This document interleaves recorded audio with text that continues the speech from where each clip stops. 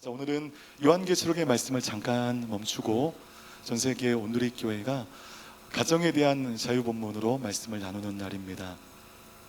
하나님은 엿새 동안 천지 만물을 창조하셨습니다. 천지 창조에 대한 하나님의 철학을 보면 하나님은 당신을 위하여 이 땅 만물을 창조하신 게 아니라 우리 인간을 위하여 이 천지 만물을 창조하셨다는 것을 성경 곳곳의 기록을 통하여 우리는 알 수 있습니다. 창조의 주체는 우리 하나님이시지만 창조의 목적은 우리 인간입니다. 모든 것을 창조하신 후 가장 마지막에 인간을 창조하시고 그 모든 것을 우리 인간에게 맡겨주신 것을 보면 하나님께서 우리를 위하여 이 땅을 창조하여 선물로 주셨다는 것을 우리는 알 수 있습니다. 하나님의 창조를 하나하나 살펴보면 하나님께서 얼마나 창조에 최선을 다하셨는지를 알 수 있습니다. 하나님께서는 엿새 동안 만물을 창조하셨고 일회째 되는 날 하루를 안식하셨습니다.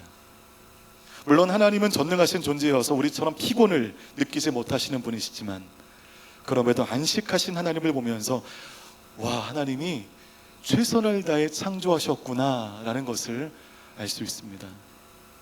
그러면 왜 하나님께서 본인이 갖지도 않고 인간에게 주실 이 천지 만물의 창조를 위하여 이처럼 최선을 다하셨는가? 하나님의 최선의 근거는 사랑입니다. 언제나 최선은 사랑에서 나오기 때문입니다. 대부분 자녀를 양육하시는 아빠와 엄마들이실 텐데 여러분의 능력의 가장 한계치까지 여러분의 시간의 최선, 물질의 최선, 열정의 최선을 가지고 여러분의 자녀를 양육하시는 이유는 하나밖에 없습니다. 그 자녀를 무지막지하게 사랑하기 때문입니다. 하나님도 마찬가지입니다. 하나님께서 독생자를 보내실 만큼 우리를 사랑하시기 때문에 하나님은 우리 인간을 위하여 최선의 창조를 하시고 우리에게 선물로 주신 것입니다. 모든 창조가 하나님의 최선이지만 그 최선 중에도 최선의 창조는 무엇의 창조일까요? 가정의 창조입니다. 하나님께서 아담에게 하와를 만들어 주시기 전 그 아름다운 세상을 다 아담에게 허락하셨고 아담은 평화로운 그 동산에서 이름 짓기 놀이를 하고 있었지만 그다지 기뻐하지 않다가 하나님께서 아담을 위하여 하와를 만들어 주셨을 때 그때 비로소 아담이 행복해했습니다. 그 근거가 되는 말씀 창세기 2장 23절을 화면을 통하여 함께 읽겠습니다. 시작. 아담이 말했습니다. 드디어 내 뼈 가운데 뼈요 내 살 가운데 살이 나타났구나. 이가 남자에게서 취해졌으니 여자라고 불릴 것이다. 내 뼈 중에 뼈요 살 중에 살이라. 최고의 사랑의 멘트가 아닐 수 없습니다. 여러분, 이 23절의 말씀을 통하여 하와를 만난 아담의 감정이 느껴지십니까? 아담의 행복, 아담의 기쁨을 볼 수 있는 구절인데 아담이 기뻐했습니다. 이렇게 최초의 가정이 태어나게 되었습니다. 이렇게 하나님께서 직접 만드신 기관은 가정과 교회밖에 없습니다. 그 중에서도 가정은 하나님 창조의 최고의 창조인데 구원의 축복을 제외하면 하나님의 축복 중에 최고의 축복은 우리의 가정입니다. 여러분 이것을 믿으십니까? 이렇게 아멘이 안 나오신 이유를 제가 정확하게 알고 있어요. 이게 감정적으로 동의가 되지 않는 겁니다.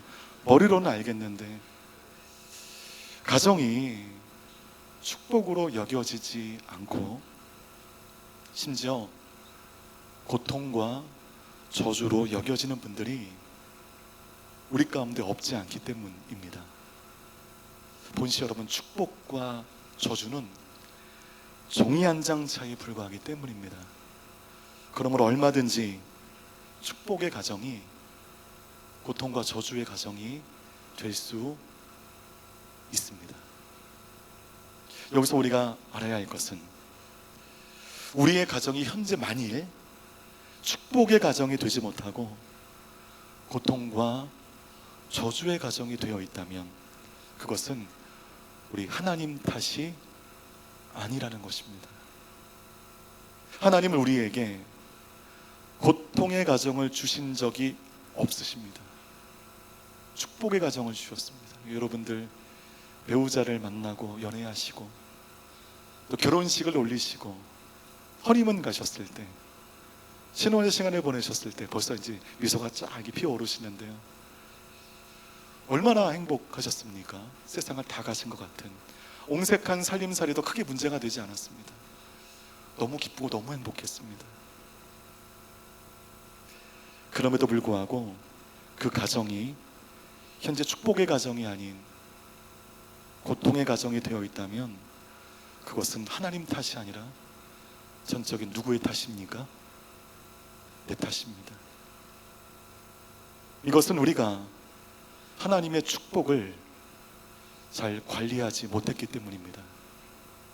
본래 축복은 잘 관리하지 못하면 그 축복이 변하여 고통이 되고, 그 축복을 관리하지 못하면 그 축복이 나중에 저주가 되는 것입니다. 그러므로 하나님의 축복은 언제나 정성을 다하여 잘 관리해야만 합니다. 근데 많은 가정이 그 관리 소홀로 파괴되어지고 있습니다. 그러니까 우리가 갖고 있는 정말 잘못되어진 선입견은 가정이 자동적으로 이루어지는 것으로 알고 있습니다. 남편은 자동적으로 신실한 믿음의 백부장이 되고, 아내는 자동적으로 믿음으로 현숙한 아내가 되며, 우리의 자녀들은 자동적으로 말씀 안에 아무런 문제 일으키지 않는 정말 착한 자녀가 될 것으로 근거 없는 믿음을 가지고 있다는 것입니다. 그런데 여러분, 그렇지 않습니다. 세상의 그 어느 것보다도 우리가 관심을 가지고 노력하고 관리하고 투자하여야 할 대상이 바로 가정이란 사실을 우리가 뼈저리게 인식할 필요가 있습니다. 저희 부친께서는 올해 73살이시고 여전히 현역으로 목회하고 계십니다. 이제 2년 남으셨습니다. 이제 목회에 연착륙을 해야 될 그런 때이기 때문에 많은 욕심 부리지 않으시고 이제 평안하게 목회하시는 와중에 저희 아버지의 취미가 몇 년 전부터 생겼는데, 전에도 얘기 드린 기억이 있는데 꽃밭 가꾸기를 요새 하고 계십니다. 잠깐 한국에 들어가 있을 때 아버지의 부탁으로 제 성향에 전혀 맞지 않는 교회 옥상 꽃밭에 물을 주고 있는데 맞춤 지옥입니다. 저에게는 너무 힘든 취미인데 물을 주며 꽃밭을 가꾸는 저를 향해서 아버님께서 이렇게 말씀하셨습니다. 화단의 식물들은 내가 관심을 갖는 만큼 자라더라. 그게 그렇게 신기하고 재미있더라. 그런데 바쁘다고 며칠만 관리를 안 하면 기가 막히게 해충이 생기고 시들더라. 식물들은 인간의 관심을 얻고 자라는 것이다 라고 저에게 설교하셨습니다. 교회 옥상 꽃밭 앞에서. 미물인 식물들도 인간의 관심 속에 자라는데 하물며 세상 창조의 중심인 가정이야 말해야 못하겠습니까? 여러분, 가정을 잘 관리하기 위해서는 가정이 무엇으로 형성되고 유지되고 있는가를 알 필요가 있습니다. 가정은 가족의 관계를 통하여 형성되고 유지됩니다. 무슨 관계가 있습니까? 가정에는 부부 관계가 있고요, 부자 관계, 부모와 자녀와의 관계를 저는 부자 관계라고 명명하겠습니다. 부자 관계가 있고, 그리고 형제 관계가 있습니다. 그 관계들을 잘 유지할 때 그 노력 속에 아름다운 가정이 되는 것입니다. 그러므로 행복하고 아름다운 가정을 위해서 우리는 무엇보다 그 관계를 잘 유지할 수 있도록 행여나 입조심, 행동조심, 조심스럽게 그 관계를 갖고 나아가야 한다는 것입니다. 여러분, 그 가정에 있어서 가장 중요하고 근본이 되는 관계가 있는데 그 관계가 무엇인지 아십니까? 부부관계입니다. 에이 그럴까? 네, 그렇습니다. 성경이 그것을 얘기해 주고 있습니다. 성경은 가정에 있어서 가장 중요한 관계를 전통적인 우리의 견해처럼 부자 관계로 말하지 않고 부부 관계로 말하고 있습니다. 창세기 2장 24절 말씀 함께 화면을 보고 읽겠습니다. 시작. 그러므로 남자가 자기 아버지와 어머니를 떠나 그 아내와 결합해 한 몸을 이루게 되는 것입니다. 여러분, 부모를 떠난다는 표현이 있는데 참 이 표현이 굉장히 많은 논란을 가져왔어요. 부모를 떠난다는 표현은 부모를 버려버리라는 의미가 아닙니다. 이 말씀은 여러 가지로 해석될 수가 있지만 우리는 이 말씀 속에서 가정의 중심은 부자 관계가 아니라 부부 관계라는 사실을 찾아낼 수 있습니다. 가정의 중심이 부부라는 사실을 알지 못함으로 얼마나 많은 가정들이 잘못된 길로 지금 선회하고 있는지 모르겠습니다. 저는 오늘날 우리 가정이 이 원칙, 모든 가정의 원칙은 부부관계가 기초이다 라고 하는 이 원칙 하나만 제대로 알아도 상당수 좋은 가정으로 회복할 수 있다고 믿습니다. 여러분, 그 가정 안에는 두 형태의 가정이 있습니다. 부부관계는 깨어져 있는데 부자관계는 유지되는 가정이 있고요, 반대로 부자관계는 소원하지만 부부관계가 돈독한 가정이 있습니다. 여러분의 가정은 어떤 가정입니까? 그리고 어느 가정이 더 가정적인 회복의 가능성이 더욱더 열려 있을까요? 부부관계가 돈독하면 그 외의 모든 관계 회복의 문은 열려 있는 것입니다. 그런데 부부관계가 깨어져 있다면 거기에 답이 없습니다. 저는 두 아들을 키우고 있는 아버지입니다. 아직 시간이 많이 필요하겠지만 언젠가 저도 며느리들을 볼 날이 오게 될 것입니다. 그때를 학수고대 기다리고 있습니다. 저는 정말 좋은 시아버지가 될 수 있습니다. 저는 제 아들들을 결혼시킬 때 결혼하는 아들 앞에서 창세기 2장 24절의 말씀을 읽고 이 말씀의 원칙을 분명하게 전달할 것입니다. 아이들의 마음 중심에 내게서 자기 아내에게로 넘어가는 것을 제가 기쁘게 인정해 줄 것입니다. 그리고 그 며느리를 저는 딸로 여기고 함께 할 텐데, 제가 이 얘기를 하니까 2부 예배 끝나고 성도님이 목사님 화이팅! 그게 되나 보자는 겁니다. 그게 되나? 근데 여러분, 저를 한번 따라해 주겠습니까? 떠나야 하나 될 수 있다. 네, 떠나야 하나 될 수 있습니다. 아마 이 가운데 이제 자녀들을 곧 보내셔야 될 분들이 있고 보냄의 실제적인 준비가 되시는 분들이 계실 텐데, 여러분, 이것이 가정의 원칙입니다.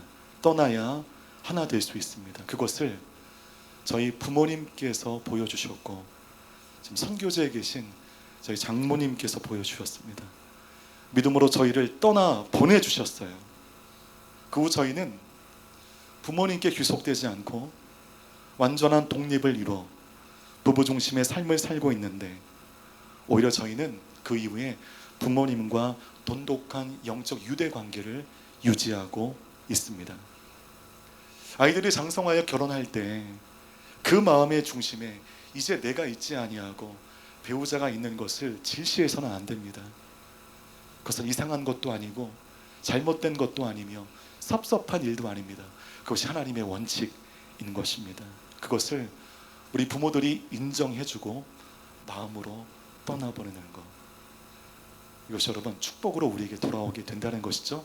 떠나보내야 돈독한 유대관계를 이렇게 경험할 수 있다는 것입니다. 이때 우리가 그 자녀들을 떠나보낼 때 바르게 떠나보내는 근거가 있습니다. 건강한 부부관계만 유지되어야만 자녀들을 떠나보낼 수 있는 것입니다. 온전한 부부관계가 유지되지 않으면 서로의 마음에 크게 비어있는 공간이 있죠. 이 비어있는 공간을 떠난 자녀들로 말미암아 메꾸려고 합니다. 그러면 어머님도 아버님 어머님도 힘들어지고 자녀들도 힘들어지는 것입니다. 오히려 부자관계 금이 가게 되는 것입니다. 그러니 여러분의 자녀들과 축복된 부자관계를 맺는 것의 가장 결정적인 방법은 바른 부부관계에서 오게 된다는 것입니다. 지금 여러분의 부부관계가 삐걱거리면 부자관계 또한 흔들리는 것은 당연한 이치라는 것입니다. 바로 하나님께서 세우신 가정의 법칙이 그렇게 다 연결되어 있기 때문입니다.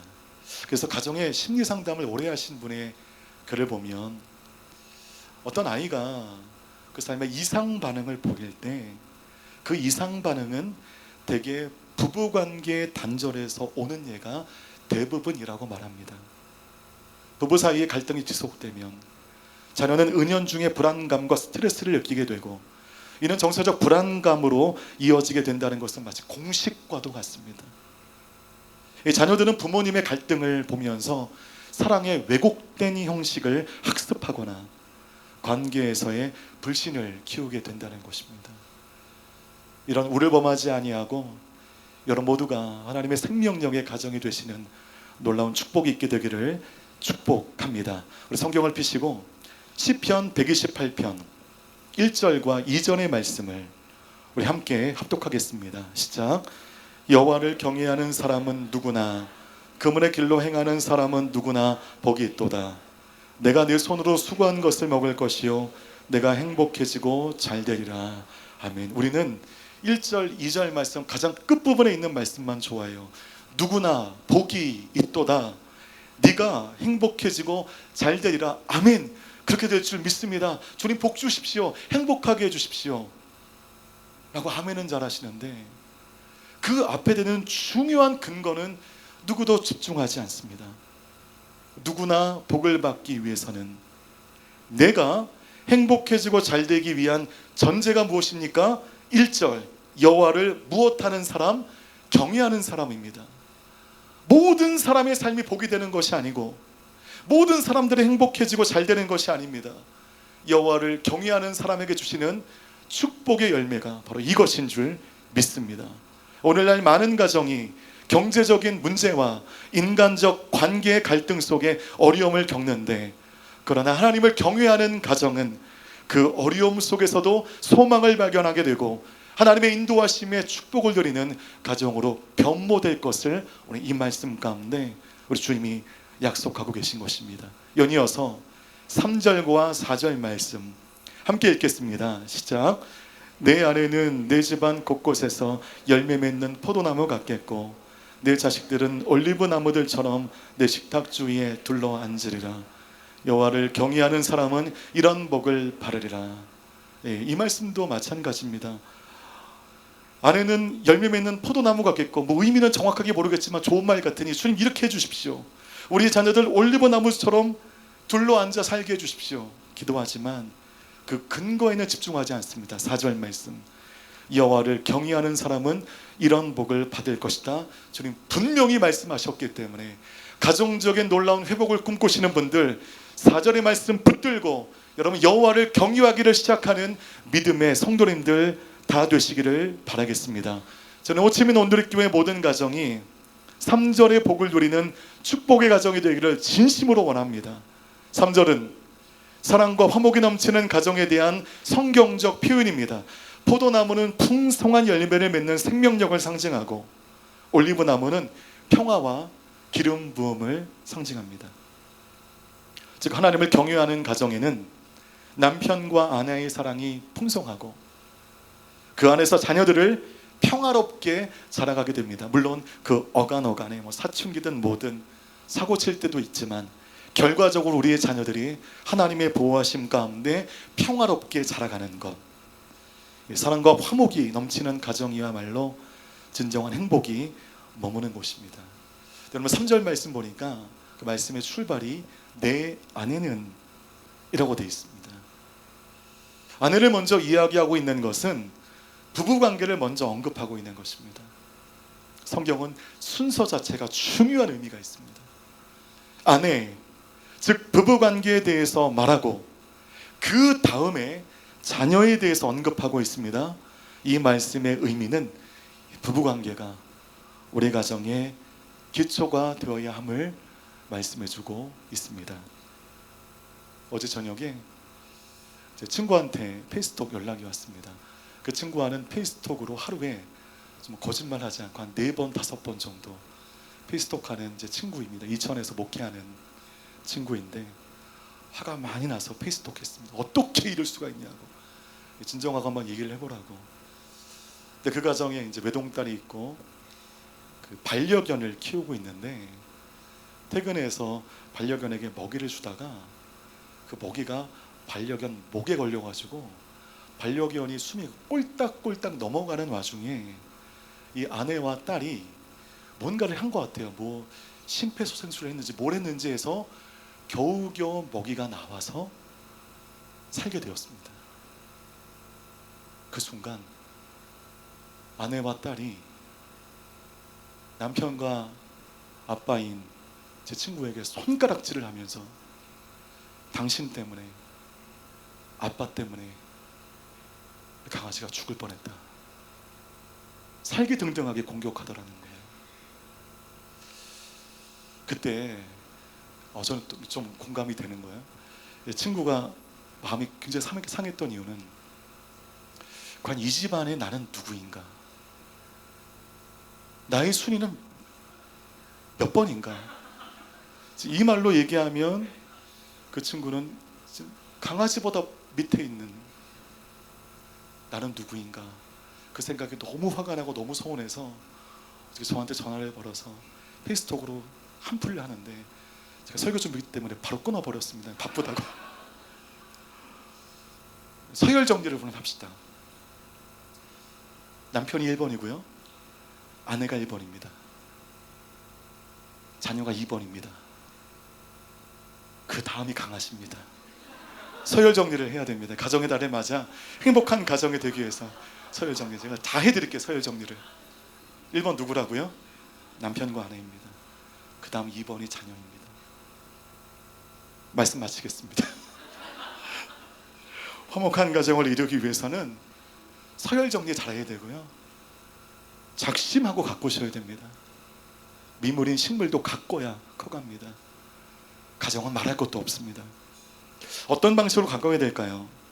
대화와 이해라는 방식으로 가까워야 됩니다. 저희 첫째와 많은 시간을 갖고 있는 성도님께서 그 첫째의 마음에 있는 고충을 그 성도님께 말씀해 주셨는데 그 성도님이 저에게 그것을 넌지시 말씀해 주셨습니다. 깜짝 놀랐습니다. 아니, 그런 고민이 있다고? 그런 생각을 한다고? 그럼 왜 아빠한테 얘기 안 하지? 저희 아들은 뭔가를 얘기하면 설교거리로 나올까봐 얘기를 못하는 거예요. 속 깊은 마음이 되게 골마 있더라고요. 그것을 말씀해 주신 그분께서 저에게 말씀해 주면서 나는 우리 아이에 대해서 아는 게 없구나, 아이의 고민에 대해서 내가 너무 무지했구나 라는 생각을 하게 되었습니다. 자녀들 가운데도 다가가야 할 그 타이밍이 있습니다. 그 타이밍을 놓치지 못하면 자녀들은 마음의 문을 닫게 될 것입니다. 서로의 마음을 나누고 하나님 앞에서 용서와 화해를 실천하게 될 때 우리의 가정은 더욱더 견고해지는 가정이 될 줄 믿습니다. 여러분, 행복한 가정은 우연히 만들어지지 않습니다. 절대로. 하나님을 경외하고 그분의 말씀에 순종하며 사랑과 화목이 넘치는 가정이 될 때 하나님께서 주시는 참된 행복을 누릴 줄 믿는데 바로 그것이 여러분 모두의 가정이 되시기를 주님의 이름으로 축복합니다.